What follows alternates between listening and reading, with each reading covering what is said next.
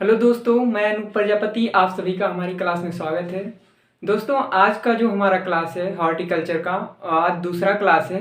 आज की क्लास में हम बात करेंगे पत्ता गोभी यानी बंद गोभी की। तो आइए बात करें अपने टॉपिक की। इसके बॉटनिकल नेम यानी वनस्पतिक नाम है ब्रेसिया ओलेरेसिया, किस्म कैपिटाटा। ठीक है, बॉटनिकल नेम जो इसका है वह ब्रेसिया ओलेरेसिया, किस्म कैपिटाटा। और इसकी फैमिली यानी कुल जो है वह कुर्सी फेरी है। तो कुर्सी फेरी, आप अगर कोल क्राफ्ट्स पढ़ रहे हैं तो उसमें जैसे पात गोभी, फूल गोभी और गाढ़ गोभी, ठीक है, ये सरसों कुल की ही है।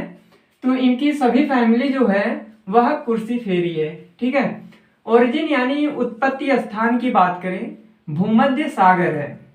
और एरिया प्रोडक्शन की बात करें यानी कि सबसे ज्यादा उत्पादन कहाँ पे होता है, तो पात गोभी का सबसे ज्यादा उत्पादन विश्व में चीन में होता है, जो कि चीन प्रथम स्थान पे है। और भारत की बात करें तो भारत तीसरे स्थान पे आता है उत्पादन में। ठीक है, भारत देश वह तीसरे स्थान पे आता है, थर्ड पे। ठीक है, उत्पादन में। क्लाइमेट यानी जलवायु की बात करें तो जलवायु जो है वह ठंड ऋतु है, मतलब रबी फसल की फसल है, तो इसीलिए यह ठंड ऋतु की है। तो इसका जो टेम्परेचर है 12.8 से 15.6, यानी ये जो 12.8 से 15.6 है वह जो है अंकुरण के समय है। ठीक है, ये 12.8 और 15.6 जो है यह अंकुरण के समय का तापमान है। बाकी जो औसत तापमान होता है वह 20 से 25 डिग्री सेंटीग्रेड होता है। ठीक है, और अगर अंकुरण का पूछे कि अंकुरण के समय पात गोभी का जो है तापमान कितना रहना चाहिए टेम्परेचर, तो वह 12.8 से 15.6। ठीक है, सॉइल की बात करें यानी मृदा की, तो दोमट मृदा सर्वोत्तम है। किसी भी फसल में लगभग वो दोमट मृदा ही सर्वोत्तम मानी जाती है। दोमट मृदा ही सर्वोत्तम मानी जाती है। बाकी पीएच मान जो है 5.5 से 6.5 है। दोस्तों, जो हमारी गोभी की फसल है उससे पात गोभी लगभग मिलती जुलती है, तो उसके जितने भी जैसे वैरायटी केवल अलग होंगे और कुछ मतलब बोने का समय भी थोड़ा अलग होगा, लेकिन सेम ही लगभग लगभग मिलती जुलती है। तो अगर सॉइल प्रिपरेशन की बात करें, सॉइल प्रिपरेशन भी उसी तरह करेंगे जैसे फूल गोभी का हमने बताया था कि पहली जुताई मिट्टी पलट हल से करेंगे और 2 से 3 जुताई कल्टीवेटर से करेंगे। ठीक है,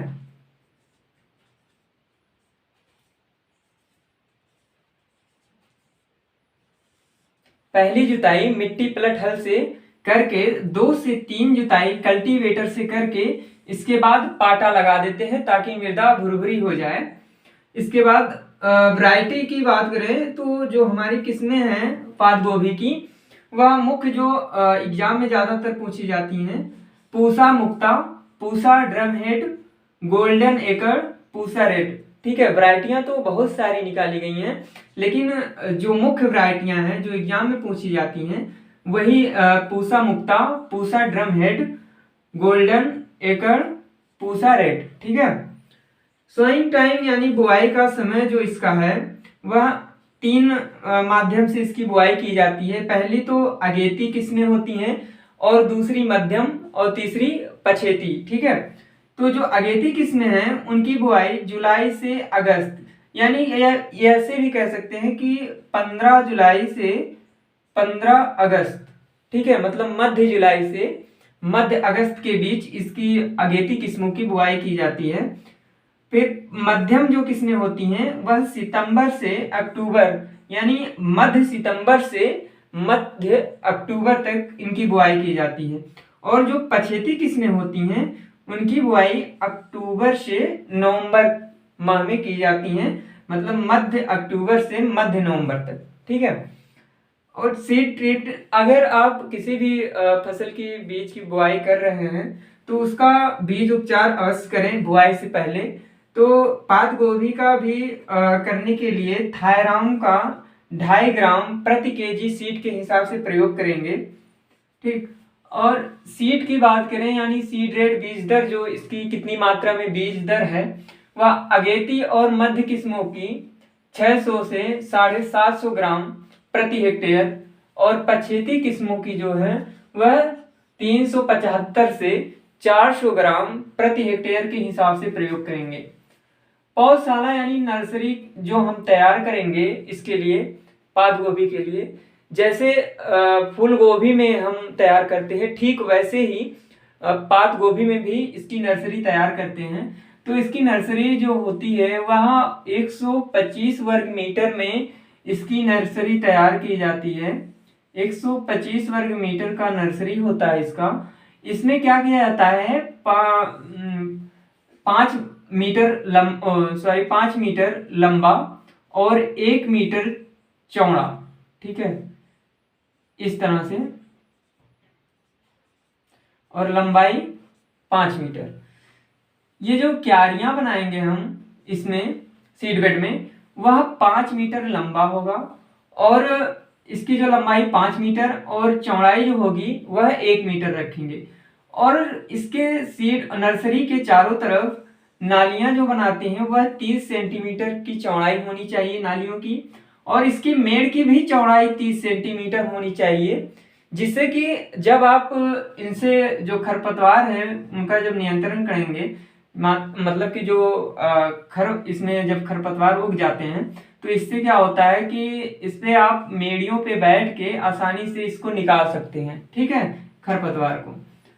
और जो बीज की बुआई होती है वह 1 से 1.5 सेंटीमीटर की गहराई पे बुआई की जाती है, और जो सीड बेड होता है वह 15 सेंटीमीटर के ऊंचाई पे बनाई जाती है, जिससे कि अनावश्यक जो फालतू पानी है वह आसानी से बाहर निकल सके। और जो सिंचाई इसकी की जाती है वह हजारे से किया जाता है, कम मात्रा में, ठीक है। तो इसकी जब हम बुआई करते हैं बीज की इसमें, तो बीज की बुआई करने के बाद ऊपर से मल्चिंग कर देते हैं, यानी कि बीज की जब बुआई करके इसके बाद ऊपर से मल्च यानी कुछ पुआल उवाल से इसको ढक देते हैं। इसके बाद जब इसमें अंकुरण आ जाती है, 2-3 पत्तियां आ जाती हैं, 1-2 पत्ती, तो वो मल्च जो किए रहते हैं पुआल, उसको हम हटा देते हैं, ठीक है। मल्चिंग से क्या होता है, जो हमारी नमी रहती है इसमें नर्सरी में वह बरकरार बनी रहती है, ठीक है। और बात करें स्पेसिंग की, जब हम रोपाई करते हैं उसके लिए स्पेसिंग है, तो अगेती किस्मों की 45 × 45, यानी जो अगेती किस्में हैं उनकी रोपाई 45 सेंटीमीटर × 45 सेंटीमीटर, मतलब जो इनकी पंक्तियों की दूरी होगी वह 45 सेंटीमीटर होगी, पंक्तियों से पंक्तियों की दूरी, ठीक है। और जो पौध से पौध की दूरी होगी, यानी कि ये रो है और ये जो है प्लांट से प्लांट की दूरी है, ठीक है। जो प्लांट से प्लांट की दूरी होगी वह 45 सेंटीमीटर होगी, और जो रो टू रो है वो भी जो है 45 होगी इसमें अगेती किस्मों में, ठीक है। और मध्यम और पछेती किस्मों में रोपाई के समय 60 × 45 सेंटीमीटर इसका जो स्पेसिंग रखेंगे, 60 सेंटीमीटर रो टू रो इसका है, ठीक है। और जो पौध से पौध की दूरी है वह 45 सेंटीमीटर ही रखेंगे, ठीक।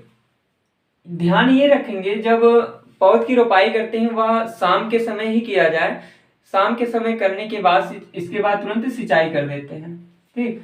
फर्टिलाइजर यानी उर्वरक की बात करें तो आप किसी भी फसल की बुआई कर रहे हैं तो उसमें आप FYM यानी गोबर की खाद अवश्य प्रयोग करें।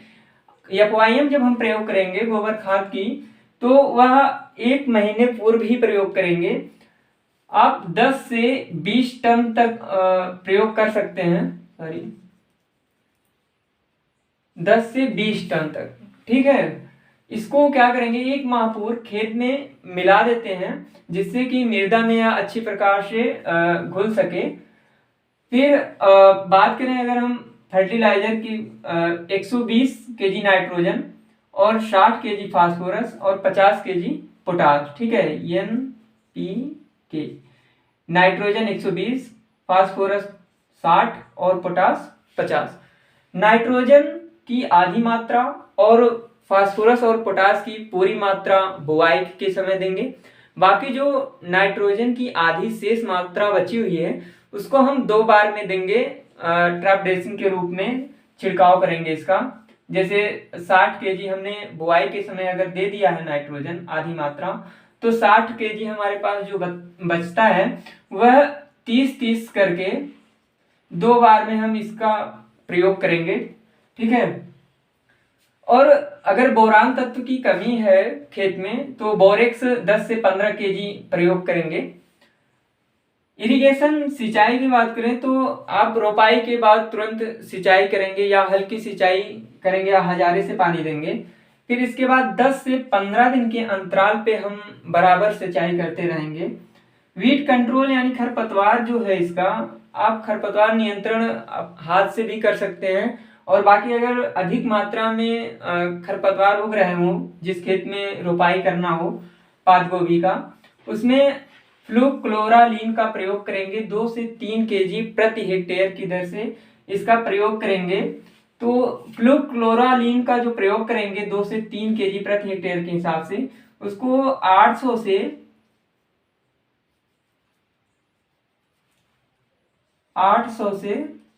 1000 लीटर पानी में प्रयोग करेंगे। ठीक है। ये 2 से 3 केजी जो फ्लूक्लोरालीन है उसको 800 से 1000 लीटर पानी में घोल बना के बुआई से पूर्व इसका छिड़काव करते हैं। इंसेक्ट यानी कीट की बात करें तो कीट जो देखिए, कीट और रोग जो फूल गोभी में लगते हैं वही इसमें भी, पात गोभी में भी लगते हैं। तो आसानी से इसको याद रखेंगे कि लगभग चीजें जो हैं फूल गोभी की वो सेम ही रहें, चाहे सीड रेट हो या इनका बुआई का समय हो। ठीक। और रोग और कीट सेम वही होते हैं, चैपा, डायमंड बैकमॉथ, आरा मक्खी। और रोग जो है वह आर्द्रगलन, क्लब रोट, काला सड़न। ठीक है। यील्ड यानी उपज जो है इसकी, वह अगेती किस्मों में 300 से 350 कुंटल प्रति हेक्टेयर और मध्य और पछेती किस्में जो हैं वह 400 से 450 कुंटल प्रति हेक्टेयर की दर से इसकी उपज प्राप्त होती है। ठीक है। और इसका जो खाने वाला भाग है, यानी जो भाग होता है खाने वाला पात गोभी का, उसे हेड कहते हैं। और इसके पुष्प को केटकैन कहते हैं और फल को सिल्कुआ कहते हैं। ठीक है। और ये एक चीज ये ध्यान देंगे, जब पात गोभी की जब कटाई करते हैं, अगर उसमें देरी से किया जाता है उसकी कटाई, हार्वेस्टिंग, तो क्या होता है, पात गोभी फटने लगता है।